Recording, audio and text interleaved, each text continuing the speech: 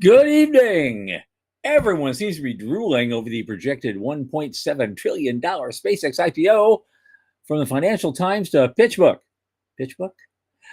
Virgin Galactic wants to fill the vacuum left by Blue's exit from the suborbital tourism arena. NASA needs to get their economists back. Toot sweet, so says economists. A Senate committee cleared the new NASA authorization bill, and they're calling for a moon base. Interesting. Spanish launch startup PLD raises $209 million to scale production.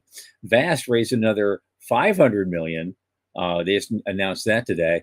An outfit called Mutable Tactics, which I thought was interesting, raised $2.1 million for AI drone coordination initiatives in areas where satellites are just blanked out. The return of the space SPAC. It's official. Will it mean anything? Russia says their broken pad at Baikonur has been repaired. I'll believe it when I see a launch. Blue Origin paid $11.5 million for a site near Cocoa Beach, formerly used by SpaceX. And I'm going to end it with a visual capitalist showing the entire global economy by purchasing power parity. All that, and our guest, Dan Faber. From the news desk, the Center for Space Commerce and Finance, my name is Thomas Andrew Olson, and this is The Unknown Quantity.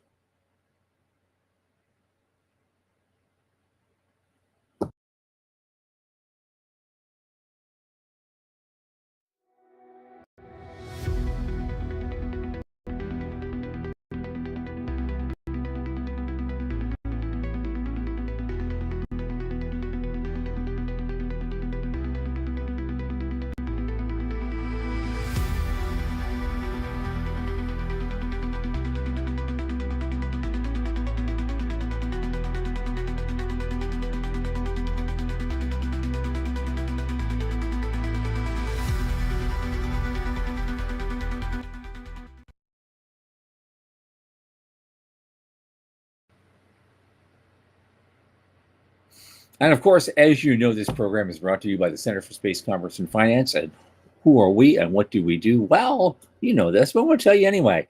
We champion and strengthen emerging space startups and space adjacent enterprises worldwide.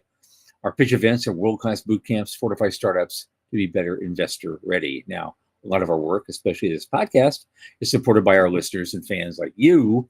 So remember, the center is a 501c3 nonprofit. It's totally tax deductible for Americans. And so just go to our website, cscf.space/support, click that donate button, and drop something in the tip jar. In addition, if you like this show, you support this show, tell your friends, all of you. Bring one friend back with you. We want to hear from you. Thanks so much. Now, my oldest space friend, Michael Lane, just unfinished unpacking his new Merkaba. Michael, come on in. Hey, how's things? Hey, things are okay. I lost all our house guests for a while, so a little peacefulness has settled in. Sure, it's been a good time, but there's some work I've missed out on too. So who is that? Your cat? I keep seeing a gray cat going back and forth in the background. It's a neighbor's cat, but we also feed it. So it doesn't come into the house, but we always put out a snack for it. There's two of them. Trust me, he's got 3 other houses he's visiting as well. He's got he's doing fine. Right? Yeah, he's doing fine. He just goes from place to place. He has a very plaintive meow that's very cultivated.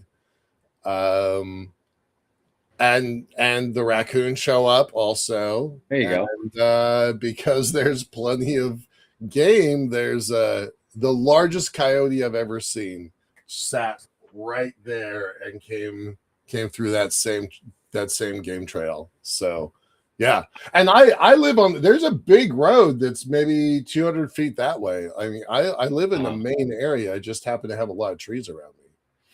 Yeah. And we share it with critters. Yeah, yep. That's what we do. We got a couple of those that occasionally stray by, and we give them a little something. You get alligators, right? Well, not in my neighborhood. Not in your neighborhood. And we overlook a big pond, and there's no alligators in that pond because now there are alligators way down a couple miles down the road on the St. Johns River. Now, but there's no way an alligator could physically get to our property. It's just too far to walk. They're not going to do it. Too far to walk. Then you have to find the entrance and come in, and then go through people's yards to find push the gate code. Do they have to push gate code to get in? Yeah. No gate codes. Right, I wish there were some days, but hey, that's the way that is. What's up with you? What's going on? It's quiet here. I've been just heads down, focused on getting some reports written and some documents put together. And next week's a big week, so maybe I'll have some news to share next week. But good. Good. Well, we're having a big week next week. We're going to talk about that at the end, especially a week from today. It's going to be a very, very interesting time, and that's because of our first two stories of the day.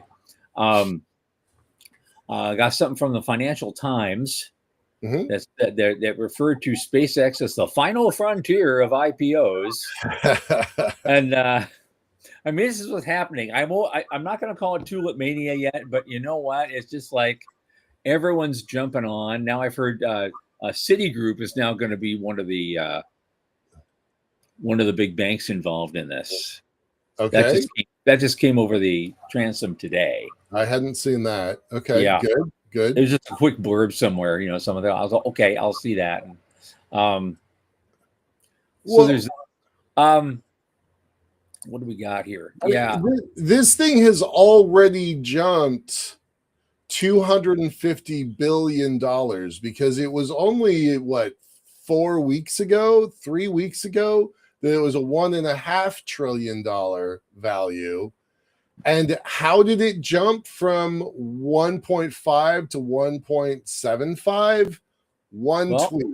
One tweet from Musk, and somebody said something about, well, maybe what if it was higher? And one tweet later, it jumped $250 billion. Yep. Yeah. So Tulip Mania, I can see it. Yeah. It's amazing to watch. I went to an investor call that Mach 33 put on this morning, and they do analysis. That's their whole job. They do analysis for the VC community, and they were talking about the moon pivot and why they thought it was a pretty good idea. And, that's why we do the moon. That's why a lot of people are doing the moon. But pretty wild. Well, here's the thing. I mean, they're saying in the article, the fundamental challenge is reconciling the company's financial performance with the sticker price. The last year, SpaceX generated $8 billion in EBITDA on $16 billion in revenue, which is not bad for a company like that. Right. Yeah. That's firing hardware, but then now they've docked with XAI, and XAI was valued at $250 billion despite revenues of only $210 million and a cash burn of $9.5 billion for the first 9 months of last year. So, I don't know where you go with that, but it seems to be everybody's jumping up and down, like they just can't wait. The media have been guided to expect 2026 revenues of 22 to 24 billion. And but given the mid-year timing, investors will be pointed to 2027 projections, presumably with even punchier year-over-year growth. Let's just say it's $25 billion. Let's just give them the benefit of the doubt here. Yeah. Is $25 billion in revenue, does that justify $1.75 trillion valuation? I mean, I like SpaceX. I do as a company. Maybe I don't like the guy so much, but I like the company. I like the people. Everybody I know there is pretty remarkable. But I'm saying, I said a week or so ago when we did our tinfoil hat night, right? My theory was that not only is Musk going to get that, he's going to leverage it into his Moon City thing, and he's going to leverage that to make about another $3.5 trillion, which he's then going to spend half of to get everybody to Mars. Right. and build Battlestar Galactica and send 10,000 people at once. Here you go. Now I got two for the price of one, and in half the time. Works for me. It does. It does work for me. It does, like, legit. It's like, wow, that plan could work. Yeah. But then you skip over to other people. I don't know how big of players they are. I mean, I get stuff from them all the time. They're called PitchBook. Oh yeah, PitchBook. Yep. And I'm hooked up with them, and I get a lot of stuff from them. I don't know what their track record is as a hardcore analyst. That's usually not the material I get from them, but they're insisting that valuation is justifiable. PitchBook's a local Seattle group, and I would vouch for them. They track. I don't know, make up a number, tens of thousands of transactions a year. They've got information. They've got intel on practically every space company that's raised money, and it's interesting insight. So I would give them the benefit of the doubt on that. Okay. All right. Yeah, I would. What did they say? They said it was worthwhile? They didn't say a whole lot. They just said it was justifiable. It's a Bloomberg article, so you only get half of it. The rest of it's blanked out unless you go through their paywall. But it's just this was a quick little blurb. I just thought, PitchBook, really? Okay. And again, on that same topic, I wish it was happening tonight, but it's going to happen next week. We're going to have someone come in who has a slightly different point of view and has written a very interesting paper about this topic, and we're going to hear from that on a week from tonight. So we'll be advertising that heavily over the next 7 days, because I think we're going to get some interested folks to hear what this guy has to say. I'll be talking about that more at the end of the night. Okay.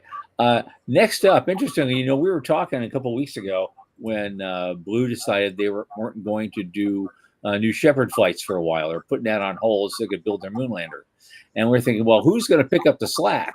And we found this Chinese startup that wants to do it. Right. Yeah. They wanted to pick up the slack, and we were kind of going on about that. Well, are they going to just lose the market share forever if they stay shut down more than 2 years? Are they going to lose it to that? Yeah. Well, guess what? I guess Virgin Galactic sees an opportunity. Right. I love that. And they want to come in and do something. The timing cannot be better for them. They've had some problems of their own, and they've been moving people around. So if they can pull something off, that would be interesting. It keeps that market here in the States. I think it should be, really. And just being a pro-America guy, I want to see that. I do want to see it. Tom, you and I were there on the tarmac when SpaceX won. Sorry, no, what am I just saying? When Virgin Galactic won the X Prize. It wasn't even Virgin Galactic then. What am I saying here? Yeah. Burt Rutan. Sorry. Right. Guy. Yeah. I'm like, I'm thinking about that classic image with Branson on the tarmac, and I couldn't actually think of the name. Right, I know. But Virgin Galactic was like literally founded that day. I think, exactly. On the heels of getting that check. Yeah. So, but then we all thought a few years later there's going to be a lot of tourist flights, and that just didn't pan out. Well, it would be great if Virgin could swing back around and take on this market miss. I said last week before, that I think Blue is making a dramatic error, and I think it's going to cost them. And so great if Virgin can come in and step into that space. That would be terrific. I don't have the same confidence in Virgin that I do in Blue. Yeah. You know, when Whiteside's left, what has that been now? 5 years, 4 years? Yep. They it seems like they've just gone in circles since then. So I'm gonna root on Virgin because, as we just said, we were there the day it was founded. But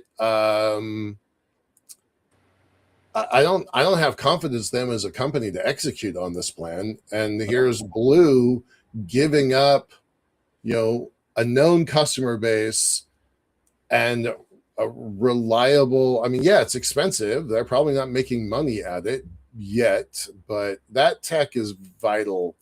And but if anybody's going to turn it into point-to-point suborbital, maybe it's Virgin. Maybe. Yeah. Well, they do have a working vehicle now. Yeah. That's it's at least nothing's ever safe, but it's safe enough. Yeah. I guess. Yeah. Because they went through a hell of a hard time, in the development process. That's why it took so long. We thought it would be, they won the X Prize, so next year we'll be seeing, flights on version 2. That never happened. We waited a decade for that or more, and they, and the development process killed a couple people. And so it was, hey, these things happen, and if anybody got the, had the hard times in their development process, it was them. Right. Dallas reminds us it was scaled composites. Composites. My brain was just like, I know. We're having brain I farce. named 6 companies. I knew they were all wrong, and thanks for clarifying that. Yes, the legendary Burt Rutan of Scaled Composites. Yeah. Okay. Yep. So we'll see what happens. I mean, they made a big announcement about it. So, all publicity is good publicity. For most folks, so we'll see what they can do. I mean, I'll root for them. I'm not expecting as much as I do from Blue, but there's. But I like to see him. Oh, go ahead. Sorry. I like to see him come back. I would like to see him come back. I'm going to put up Joe's comment on the screen for a second because I think it's worth taking a moment on. Yeah. Virgin's mistake was holding on to their hybrid motor way longer than they should have. I think that's a industry consensus. I think everybody. Yeah, but I also have to throw in something else. He also made a bigger mistake by not hanging on to Tim Pickens. Yeah. Tim Pickens was the guy that actually got that thing to fly in the first place, and and after the X Prize, they should have kept him. Yeah. That was that was a loss. But you kind of glossed over something that I want. A lot of people don't know that Virgin killed 3 people in their devs so far. And it's, as far as I know, the only deaths in the industry in recent memory. Right? Yeah. So, as spectacular as SpaceX's unscheduled disassembly. Yeah. I don't think they've killed anybody, right? No people were on those things. Right. So the only folks I can think of that have killed people in this industry have been. I think only one guy died in that crash, and the pilot. Only one died in the crash, but there were 2 others that died on the ground in an exploding fuel tank. Yeah. Let's make that clear. Yeah. Those guys weren't in flight. Yeah. They were just doing the groundwork that you have to do to make a rocket go. Yeah.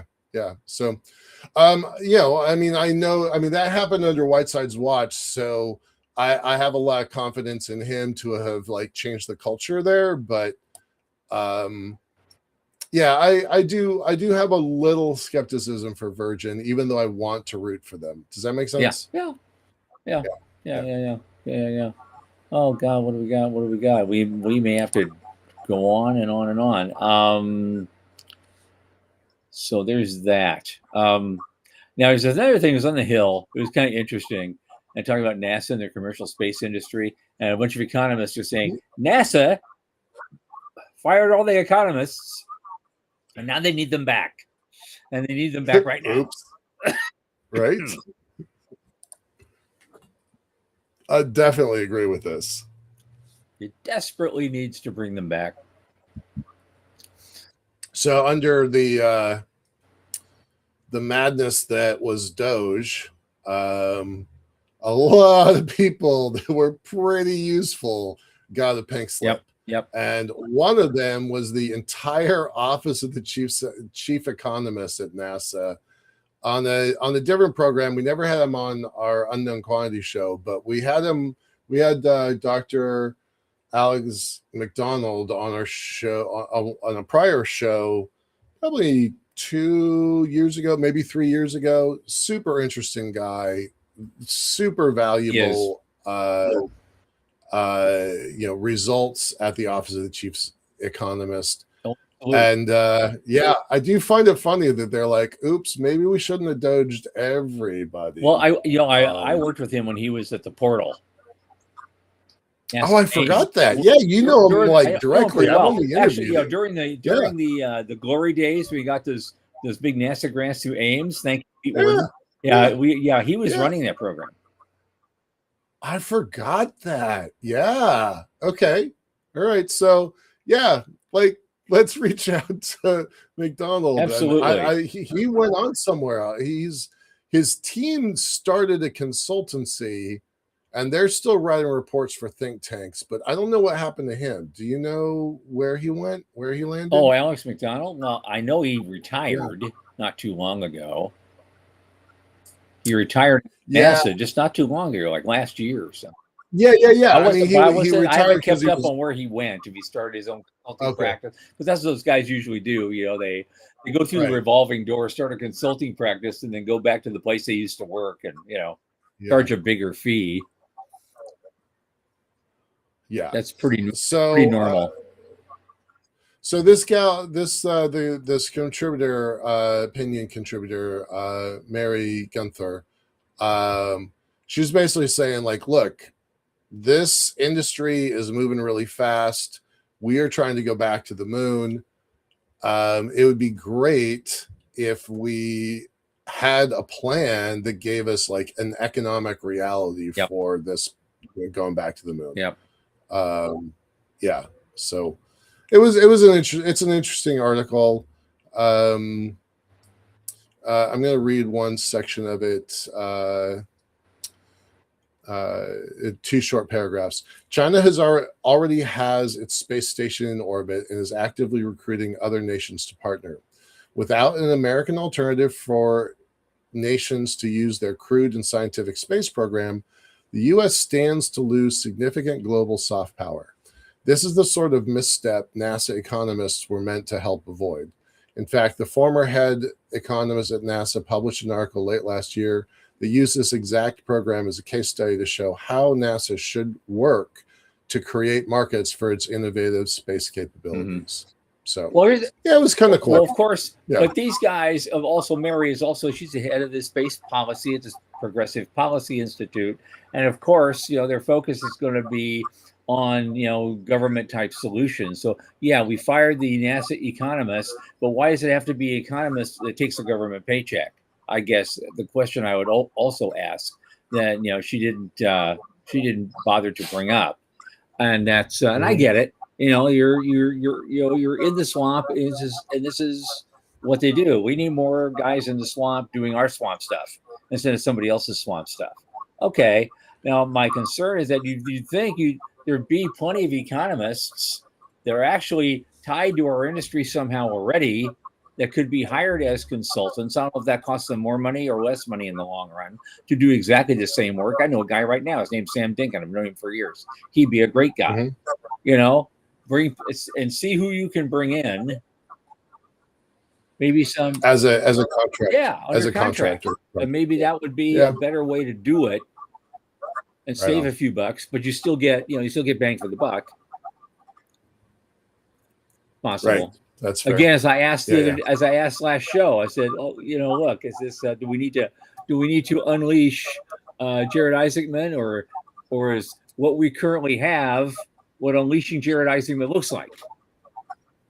Speaking of Isaacman, clearly answered to my satisfaction, but no, it hasn't. Well, so there's a reauthorization bill that cleared the Senate. It's not part of our normal news today, but it is actually. I did mention it. Yeah.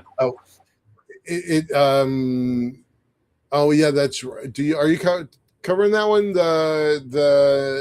Okay. Let's just jump straight to that one. It's the next one in, Sean.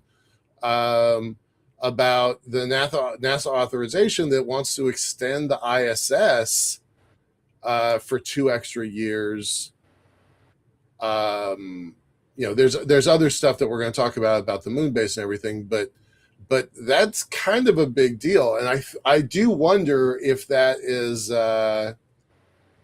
if that's Isaacman like working behind the scenes saying, look, what we don't want a gap in human spaceflight up there.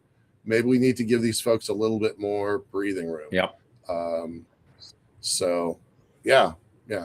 I gotta say, this Space Policy Online article, it has Ted Cruz right next to my senator in Washington State, Maria Cantwell.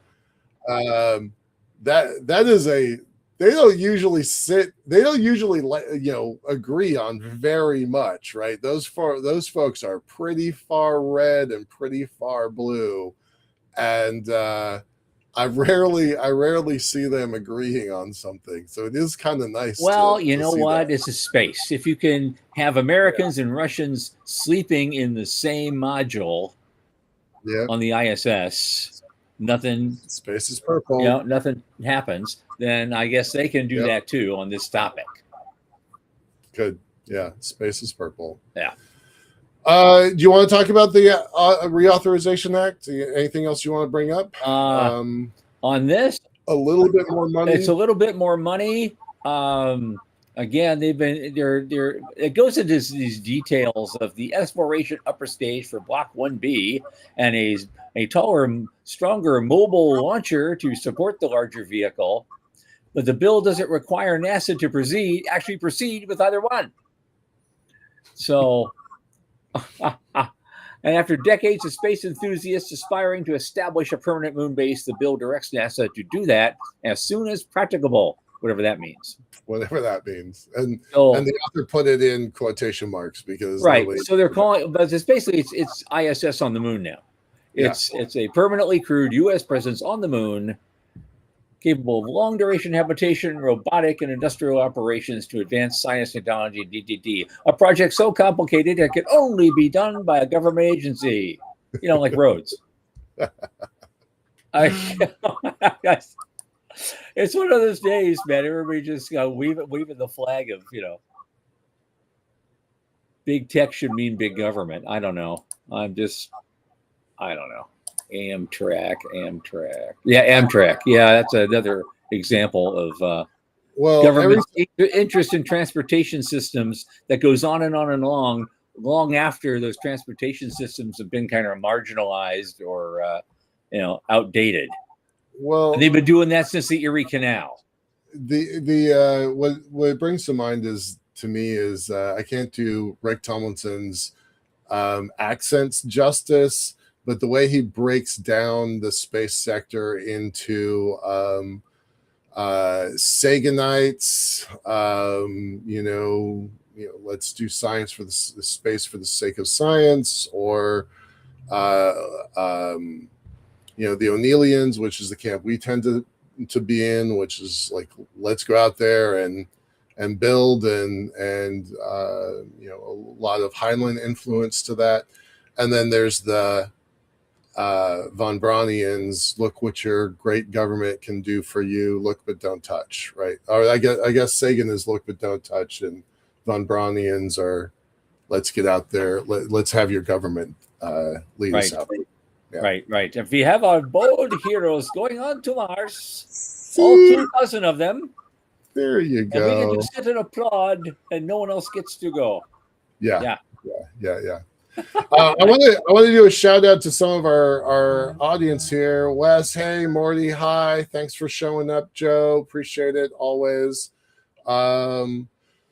Dr. Plata, you're totally right. If anyone dies on a blue suborbital, then the relatively little profit that they're making won't have been worth it. I agree, but I don't think that's why they were doing it. I think they were. I think they're missing an opportunity there. Alice Beanhoff is spot on in saying, the government can't afford it. It must be commercial. Yeah. Well, if we were going commercial, we'd probably get a lot farther, a lot faster, but no one can tell these things. Yeah. They'll have to take And through. Dallas is also reminding us that the SBIR reauthorization bill is also at the Senate. Yeah. So hopefully some good news in the next couple of days that have direct impact to us. Yep. Yep. Absolutely. Okay. What's the next thing? Oh yeah. Here we go. A Spanish launch startup I never heard of. Well, wait, because it's the same we never heard of from last week. This is PLD maybe a month ago. 209 million. Yeah. We keep seeing these organizations we never heard of, but this one we actually talked about them in the news just a couple of weeks ago. But okay. We don't know this industry. We don't know what's happening in Europe very well. This goes right to the thing that we keep talking about is sovereignty, right? Nations want to build their own capacity. I am beginning to think that all of these national programs is going to wind up where we thought it was going to be 5 or 8 years ago when there were 150 tracked space companies, launch companies, and most of them have fallen to the edges. I do wonder if the nation of Spain can support a rocket launch industry. That seems pretty ambitious, but I'm going to keep my fingers crossed. Right. It's not clear from any of these articles whether, who their customers are going to be. Right. I mean, it's great that you got 209 million. Okay. Now what? What are you launching and for whom and who's going to pay you? That's never clear with these guys. But then there were 5 other companies or 4 other companies, including PLD and this competition they were having in Europe. And so far, PLD seems to be the only one that's getting some traction. There's a German company. Remember, they failed. Their first rocket failed 30 seconds off the pad. Yep. And so they got a ways to go if they want to be truly, independent. Not dependent so much on us for their launch systems and other things. This was something that kind of like I missed this when I read this earlier. I'm just seeing it now. The latest fusion funding infusion was driven by Japanese manufacturer Mitsubishi, which invested $50 million into the company. So that is interesting to me because who was it that launched a rocket that nobody was expecting at the beginning of the year? Was that Honda? It was Honda. Yeah. So is this Mitsubishi saying, okay, Honda, not so fast? Yeah, it could be. Right. I mean, I didn't catch that the first time. So this is really more of a question. I don't have any other information, but yeah, I think that's pretty interesting to me. Meantime, there's another Japanese rocket company. I saw it today. They've been trying to get some stuff going, and they failed on their 3rd launch attempt now. Which one is that? I don't know that one. Because 3 is usually. It was all over the news for like days. I missed that. No, it wasn't JAXA. It wasn't. Who are these guys? Oh, give me a second. Oh yeah, it doesn't matter. It matters to me now that I've forgotten what it is. Okay. All right. Well, I actually really like that Europe is running this competition. I'm just going to list off the name of the companies. The 5 companies selected for competition were ISAR Aerospace in Germany, Maya Space, and Ariane Group's subsidiary in France. So that's interesting all by itself that it's Ariane Group that did that.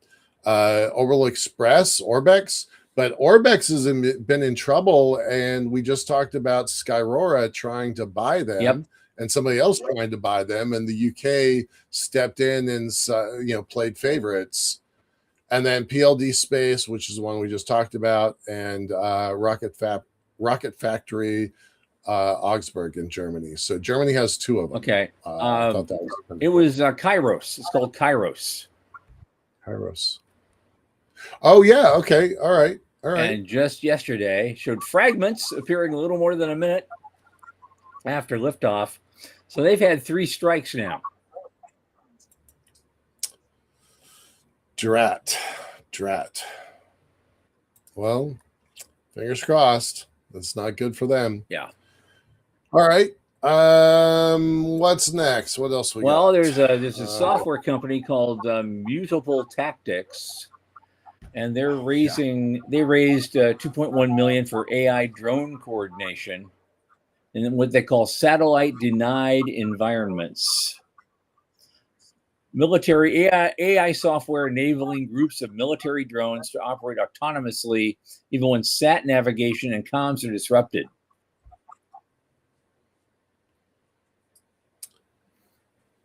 So I just thought that interesting. Yeah. Future of warfare, you know? The Ukrainian Zelensky offered to send a bunch of drones. I think it was to Israel this week as an early warning system. They're like, we're kind of good at this. You guys might want to pay attention. Well, you know who else was good at it for a long time? Ready for this? Iran. And here's what happened. Our military actually captured one of those drones intact and took it apart and said, okay, this is because it was very effective. I thought, this is good tech. So what they did was they took that, they made a bunch of improvements on it, and then built a bunch more of them, and are now sending them back at the Iranians.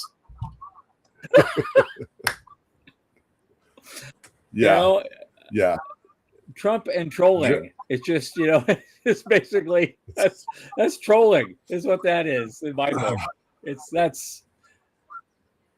good and it's terrible at the same time. I mean, nobody likes war, but you got shit like that. It's like, okay, that took some cleverness. I would love to read the rest of this article from Space News, but again, paywalls.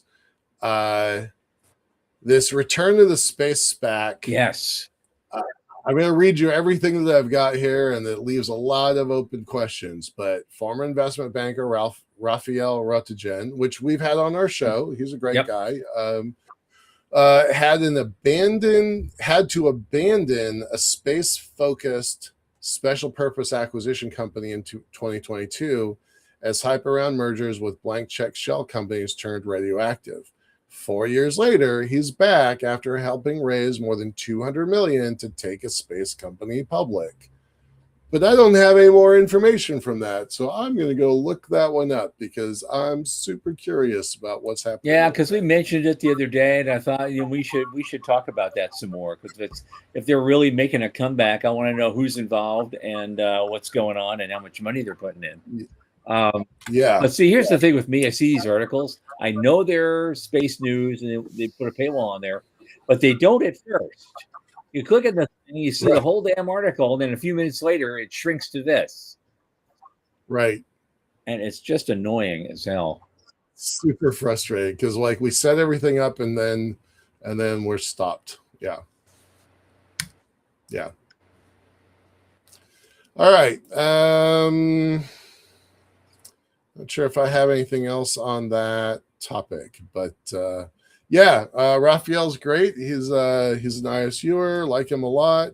I'd like to see what he's doing, so I'm going to look him up and see if we can get a little bit of follow-up on that.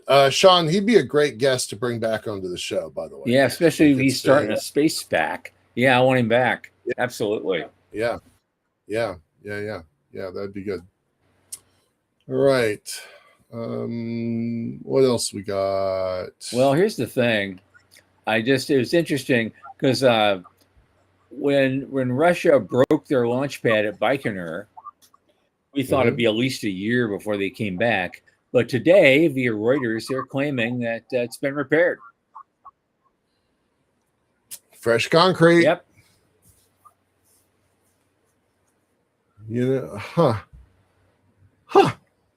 Yeah, I'm surprised by that. I mean, your comment at the beginning of the show is I'll believe it when I see the next launch, but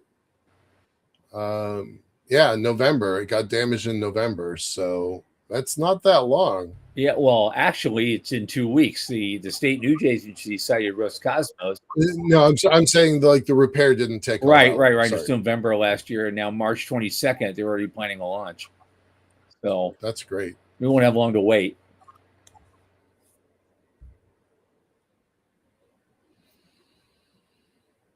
But yeah, that damaged pad was the only one able to handle Soyuz and the Progress vehicle, Yeah. which are crucial for ISS. So yeah, I see. so they did double time. Good on them. Not loving what's happening in Russia these days, but still, this is good work. So credit where it's due. All right, we are winding down on some of our news here. I know it's only big, because we were supposed to have a guest, and that guest has not appeared. Our apologies to everyone about that. And we're not. So we got 2 more articles, and then we'll kind of turn it over to our audience for comments and questions and topics and tomfoolery. I think. There we go. Yeah, this next one, Blue Origin apparently purchased 20 acres of heavy industrial land for $11.5 million a couple weeks ago, and so that signals a major production expansion as they move to compete with SpaceX. Mm-hmm. And it's barely 10 miles from KSC, so they just recorded the deed in Brevard County, and the seller is Coxwell Family LLP, a partnership based in Melbourne. It's a pretty big facility when you look at it from their drone's eye view. Oh yeah. But the CEO told Bloomberg the company would move heaven and earth to beat SpaceX to the moon. Let's go. We're all in.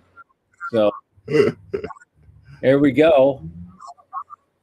That space race is a new flavor of space race. I love it, love it, love it. Yeah, I think it's interesting we call it a space race, and it's really between 2 big companies.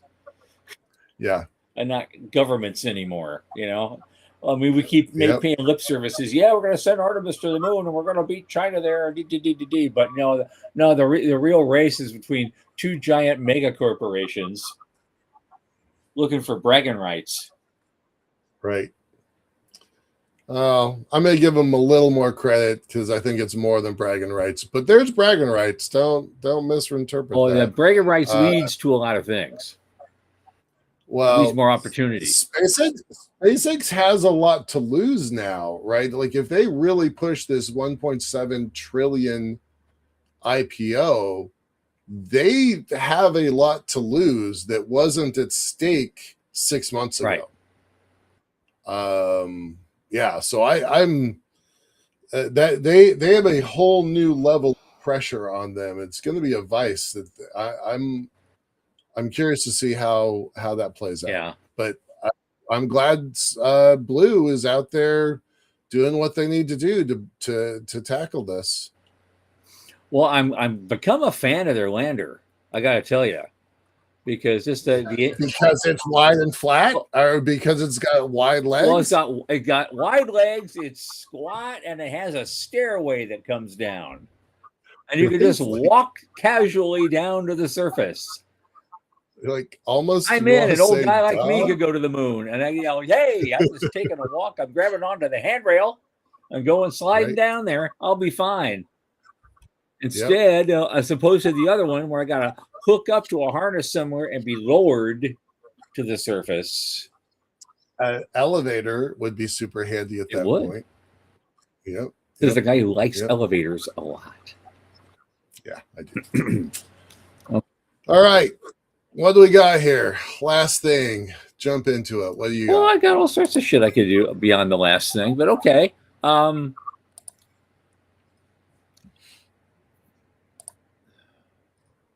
Oh, yeah, our visual capitalist thing.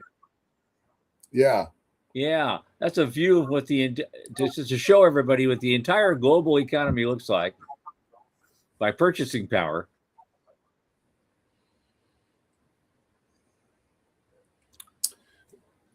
I threw this up because I always like having this reality check of, here we are thinking our $600+ billion economy is such a big deal, And it is. We beat a lot of nations. It's basically the size of Norway. Right. Yeah. Yeah. Yep. Exactly. Right. Like, Norway's cool. Norway's good for Norway. Not just anything wrong with Norway, but that's the size of our whole industry right now is Norway. Right. Which is significant in and of itself when you think about it. But we're beating Denmark. Yep. So, right, like that's the way to think of it. Yep. Right? Yep. And if we can triple that and get up to 1.8 trillion or so, we'll be up there with Thailand. Right. Right. No, the only way you take on the big countries in terms of output like that, you got to build that moon city. You got to do a settlement on Mars. You got to, get into the drug trade, as Sean says. You gotta start mining those asteroids, and then you build up that capability. But it's gonna be, we got a ways to go yet. We do. The good news is we'll see that trillion in a few years. We will. Yeah, no, we will. It's growing really fast. Will I live to see 2 trillion? I don't know. Well, give yourself some credit, right? So that Mach 33 event that I was on this morning, so I'll give you some background. DARPA a couple months ago came up with a plan that says it's called Luna 10, and a bunch of companies that we know and like, Intuitive Machines and Redwire and a bunch of those folks, they came in and they gave some plans, and DARPA mapped out, like, what does 2025 look like? Sorry, 2030, because it came out in 2025. Was 2030, 35, 40 look like? And they gave some numbers and some parameters about what they thought that trajectory was going to look like. And that came out before SpaceX's announcement to pivot to focus exclusively on the moon. And that came out before Blue Origin's cutting a major program so they could refocus energy on the moon. Sure. Right? Take those other engineers and focus them on the moon. So even though that report's only a few months old, it's automatically out of date with those two big changes. So this is what the Mark 33 folks were talking about. And then they overlaid, here's the graph that DARPA was looking at. And then all of a sudden, when you add SpaceX to the mix, they're, according to the Mach 33 people, as professional analysts, they're saying that SpaceX is going to have 25 missions to the moon by 2030, mm-hmm. and that's the equivalent of about 500 tons of cargo going to the moon. And that's 250, in their words, 250 SUVs to the moon in just the next 5 years with that one company alone. So if that's true, it amplifies all of the other signals that were already moon bound and makes it more attractive, makes it easier to get to. SpaceX will bring their own cargo and equipment, but they'll be ferrying other people's cargo and equipment. It's interesting. Between SpaceX and Blue, they've basically rewritten the path to the moon in just the last 6 weeks or so. So, yep. Yeah. We'll see how cool. that goes. Yeah. Well, that's it for that. However, I always have spares. Just in case. All right. So here's something. Here's something, and we could do that too. We got a couple of minutes, but I want to throw this one thing because I've been sitting on it for a while, wondering where I could use it for anything. And Okay. so I'm going to post that link in the private chat right now for you guys.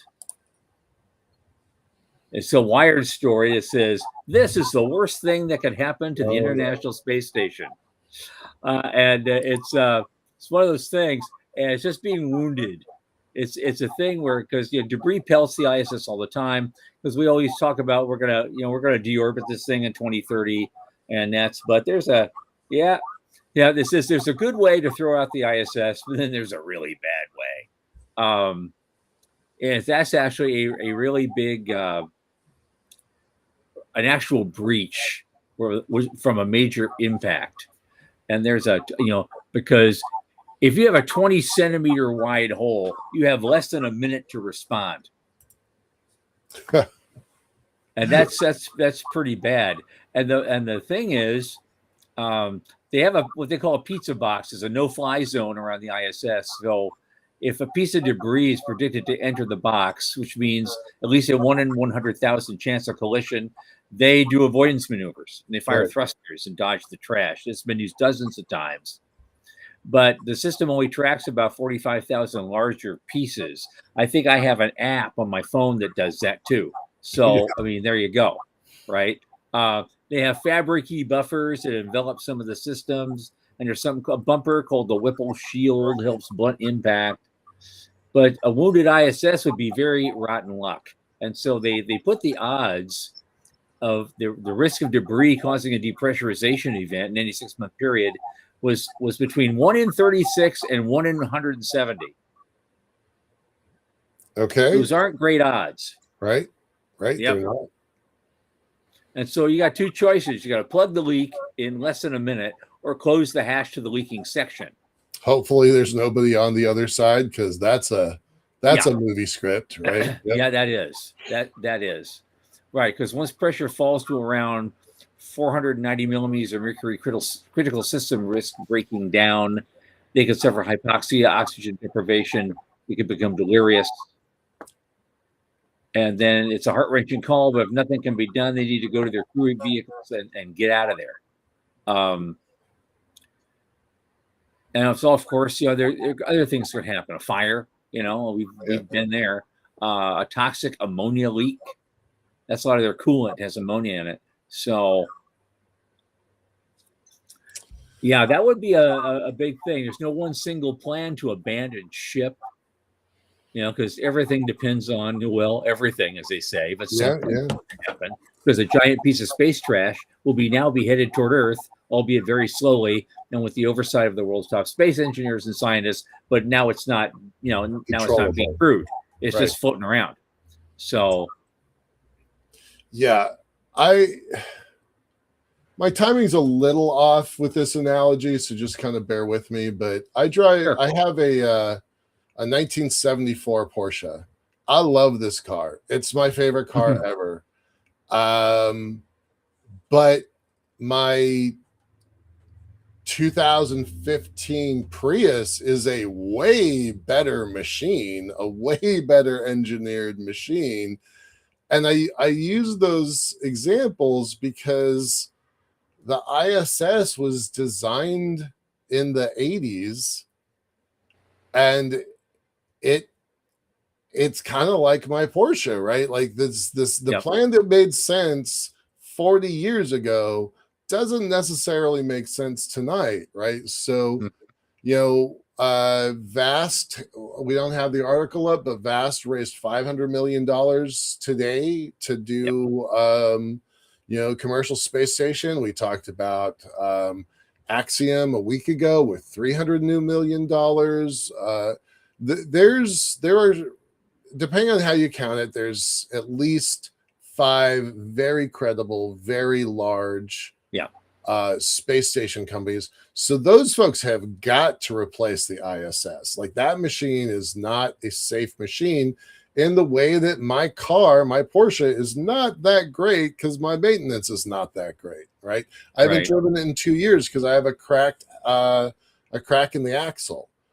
Right. And God knows what kind of stresses and strains the ISS has endured up there. True. But Dallas has an important point. What about B-52s? Those things are still flying 70 years later, you know. Way better maintenance program, and you can't tell me that a B-52 has not had every part replaced over the time frame. Of course. That. Yeah. It's but not your Porsche hasn't. B-52 that came out of the car. Right. Your Porsche has had everything replaced. And so the only thing I poke, the only hole I'm poking your analogy in that case is because you know the Porsche is still technically a performance sports car. Right. There is a secondary market for classic, fully restored performance sports cars on this planet. Yeah. And now I can't liken the ISS to a classic performance sports car. I said my analogy was a little stretch. I mean, you're going to show it off. Is there an auto show day in space? I'm going to bring my old ISS out here and put it out there. Look at this. It's shiny. I got it restored. I'm living in it. Just me. I did say that my analogy was a little bit stressed. Joe makes a great comment, though. It should have been designed like the ship of Theseus, where it is little at a time replaced, and it's not the same ship anymore as it was originally. Yep. Yeah, that's true. Yeah, the shuttle was the same way. Yeah. They almost half rebuilt it between each flight. Yeah, you know, starting with all the tiles, and so there's a lot of complexity in that we just wouldn't put in a device like that today if we had one at all. Right. Sean wants us to do 5 years and 25-year prediction for you. So you go first. Okay. 5 years. 5 years. We've got some private commercial space stations. They'll find a way to extend ISS life another 2 or 3 years, just because there's going to be some factor that's going to keep it up there, because maybe the commercial things aren't having the replacement rate of humans up there as fast as the industry claims that they can do, and maybe they're not quite there yet, but they're getting there. They're out there. I think Artemis will land on the moon at least once. I don't know about twice. We will get there. Whether it'll matter or not is really up to us. Yeah, because we have to turn this thing around, because the commercial doesn't take over this thing and take it over very, very quickly. My 25-year prediction is useless, which is an actual settlement on the moon and a lot of commercial stuff. And NASA pushes on to further exploration out into the solar system, and they leave cislunar to the commercial interests at least 90% of the time, much like New York Harbor. Most of the ships that go in and out of New York Harbor are privately owned. They're not naval vessels, but you get a few. So there'll be a naval base out there, probably run by Space Force, but it's not going to be the exclusive domain of government space programs anymore. It will be cislunar space. They'll be on their way in 25 years. So that's what I got to say. I'll totally cheer that on. I'm going to say, because I've got a hammer, so everything looks like a nail. It's you'll have a functioning elevator on coming out of Sinus Medea on the Earth Moon Lagrange 1, and you will be developing an L2 site also. That's in the next 5 years. But pushing outside of my own boundaries, downmass, manufacturing and downmass, that's going to be the next driver of this next wave. I do think that folks like Musk and Philip at StarCloud are going to get their giant constellations of data centers. So I think data centers are going to happen also. It's going to prove pretty damn hard, but I think they're going to get there. So those are my 5 years: down mass and manufacturing, data centers, and more elevator stuff. Okay. Yeah. And I don't care about 25 years. You don't care about 20. I want to still be alive. Right. I want to see it all. Yeah, I know. I want to too. Anyway, so we lost our guest tonight. I don't know what happened to him. I'm sorry about that, everybody. And maybe we'll get him to come on Monday, because we don't have a guest scheduled for Monday. And so maybe we'll salvage this, in a few days. You were going to tease another guest, though? Yeah, I am, because on Thursday we're going to have a serious chat about the ins and outs of the that 1.7 trillion valuation, and somebody we know doesn't have a has a less sanguine view of the whole thing, and he just finished writing a draft of an incredible analysis paper that explains why in just vivid, vicious detail. And we'll be sharing that paper with everyone. We're not hiding it by Thursday. And that guest is Shubber Lee. Nice. And Always. so that's going to be a lot of fun. So it's going to end up out in public. It's going to be, you know, on various outlets, that paper, and on the Space Cynics blog as a revival of that, all the same day. And then we have Shubber on to explain it all. And I hope a lot of people here will come and listen to this and read it and come on in and make their comments, because this is going to be a wild, wild time on Thursday. And so there we go. And until next time, if we don't get a guest Monday, we'll return to our normal hearsay, innuendo, and general tomfoolery. As always, 8 p.m. Eastern. For Michael Lane and Sean Key from the news desk at the Center for Space Commerce and Finance, I remain Thomas Andrew Olson. Keep watching the skies.